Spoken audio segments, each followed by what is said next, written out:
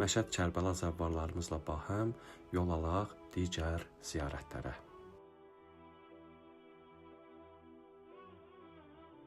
Nəcəfin Kufə şəhərində bir çox ziyarətlər vardır. Həzrəti İmam Əli əleyhissalamın evi, fəzilətlərlə dolu Kufə məscidi, Həzrəti İmam Əli əleyhissalamın zərbətləndiyi mehrab, Meysəm-i Təmmarın qəbri, İmam Hüseynin intiqamını alan Muxtar Səqəfinin, Müslüm İbni Əqilin və Haninin qəbirləri var.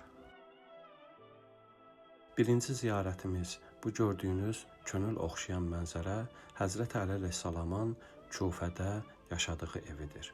Bu ev bugünkü İraqın Nəcəf vilayətində, Kufə şəhərində ziyarət üçün açıq saxlanılır.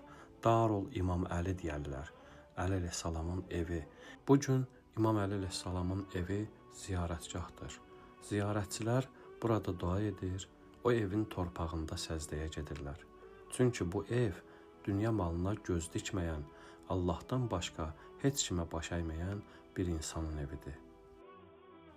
İmamın evində səssiz bir nur var. Düşünəndə ki, bu evdə Əli əleyhissalamın ayaqlarının izi var və övladları İmam Həsən, İmam Hüseyn, xanım Zeynəbin ayaq izləri var. Və düşünəndə ki, Həzrəti Əli əleyhissalam bu evdə şəhadətə yetişib, qəlblər titrəyir. Çünki bu evin sakini insanlığın rəmzidir, Əli ibn Əbi Talib. Bu evdə İmam Əli əleyhissalam həyat yoldaşı Ümmülbənin, övladları İmam Həsən, İmam Hüseyn, Həzrəti Əbəlfəz, xanım Zeynəb, Ümmü Gülsüm və digər ailə üzvləri ilə birlikdə yaşayırdı.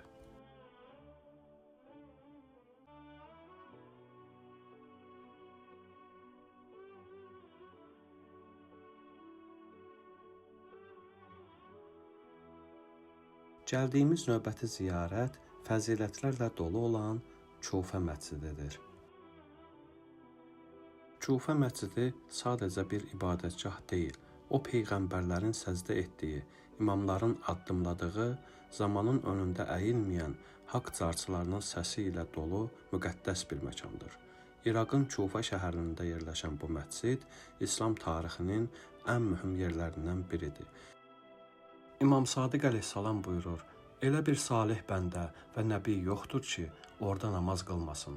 Hətta Həzrət Peyğəmbər salavatullah meyraca gedərkən Kufə məscidinin üzərindən keçəndə Cəbraildən izin istəyir və enir, orada namaz qılar.